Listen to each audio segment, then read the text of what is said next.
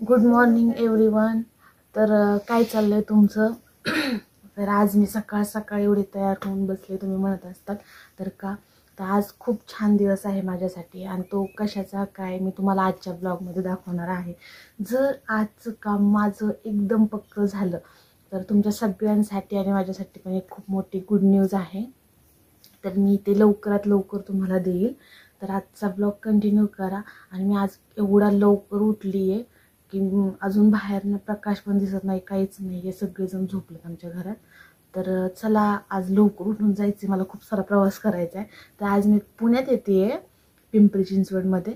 आणि सकाळ सकाळ आजीने माझं शूट केलं आहे कारण की इकडं आम्हाला कॅमेरामॅनची खूप कमी आहे. गुड मॉर्निंग म्हण. Good morning. कसे आहात तुम्ही? म्हण की कसे आहात तुम्ही? सत्य आहात तुम्ही? सत्य आहात तुम्ही नाही, कसे आहात तुम्ही? कशी आहात तुम्ही? हां, माझ्या आजीला थोडंसं ऐकण्याचा प्रॉब्लेम आहे, त्याच्यामुळे ते सत्य आहात तुम्ही असं म्हणते. असं म्हण. माझ्या दीदीच्या चॅनलला माझ्या दीदीच्या चॅनलला सबस्क्राईब करा. सबस्क्राईब करा. सबस्क्राईब करा. हां, सरप्राईज द्या मला. ते आहे की इन्स्टाला काय म्हणतात, साखरपारा करा. म्हण. कमेंट करा. कमेंट करा म्हण. कमेंट करा. लाईक करा. लाईक आणि शेअर करा. शेअर. हां, असं थंब दाखव. आजी हो, तुला गोरे दिसते अगं, कसं काय? तर खरंच तर नमस्ते. नमस्ते नमस्कार. हा, संध्याकाळी पप्पा आपल्या पब्लिकला गुड मॉर्निंग म्हणा. Good morning. Good morning. तर आता तुम्ही हा, तर पप्पांची इच्छा आहे की गुलाबाचं फुल दाखवायचं. चला तुम्हाला सकाळपासून गुलाबाचं फुल दाखवते. चला, हे बघा आमचे सुंदर सुंदर गुलाबाचे फुलं.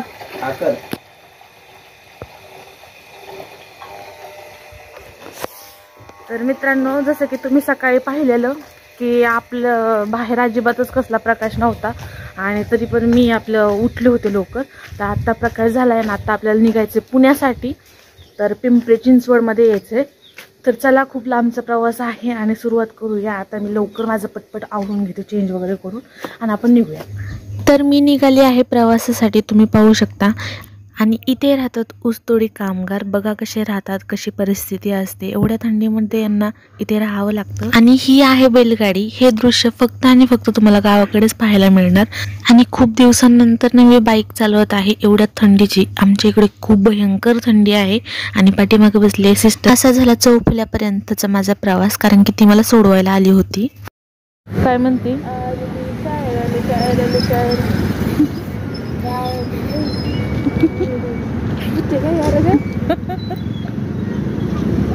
आता म्हण ना गाणे ऐकू दे. तुझं कसलं गाणं ऐकू दे ऑडियन्स. लय शायरांना चाललंय म्हण की. स्टुपिड. हे मी मोठी तुझ्यापेक्षा. बिंड. चल तिकडे. Shut up. चल तू गाड्या. तर ही अशा पद्धतीने माझा मोठा पचका केलाय.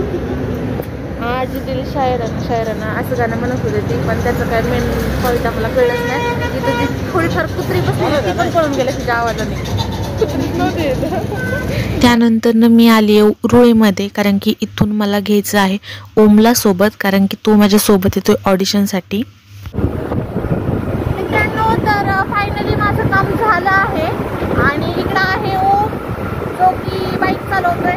खूप लांबचा प्रवास केला आम्ही सकाळ. आणि आता आम्ही निघालोय घराकडे. तर खूप भूक लागली आहे.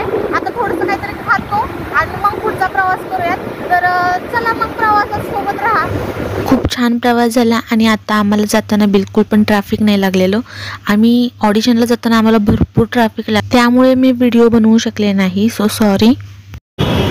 तर मित्रांनो, आपण विशेष म्हणजे इकडं आता हडपसरमध्ये आलो आहे आणि ओमला थोडंसं काहीतरी काम आलं, त्याच्यामुळे तो गेलेला आहे त्याचं काम करायला. आणि आता आपल्याला निघायचं आहे इथून.